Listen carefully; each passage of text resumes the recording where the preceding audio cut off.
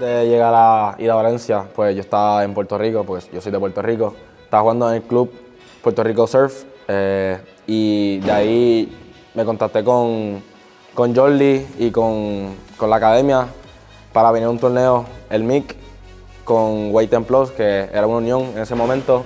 Y pues jugué el torneo, me llevé bien con el staff, con mis compañeros y me ofrecieron quedarme y desde ahí solamente agradecido con las oportunidades que me han brindado y estoy súper contento estando aquí. Pues yo normalmente me levanto, ahora que nos vaya a buscar el transporte, venimos, entrenamos, vamos al gimnasio, vamos para la casa, descansamos. Yo todavía estoy estudiando, estoy cursando mi último año de escuela y por la tarde pues entreno con mi club, que es el Club Deportivo de Castellón. Pues IDA me ha ayudado en muchos aspectos fuera y dentro del campo. Me ha ayudado dándome todas las herramientas necesarias para poder llegar a mi objetivo, que es lo que yo quiero lograr, que es, pues, obviamente es jugar profesional.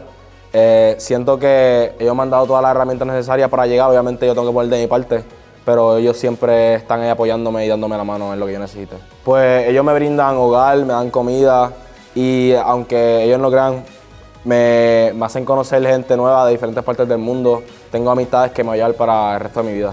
100%. Siento que si tú quieres probarte en España y demostrarle tu fútbol, debes venir a IDA. Siento que tienen los entrenadores, las facilidades y las conexiones necesarias para poder llegar a donde tú quieres llegar.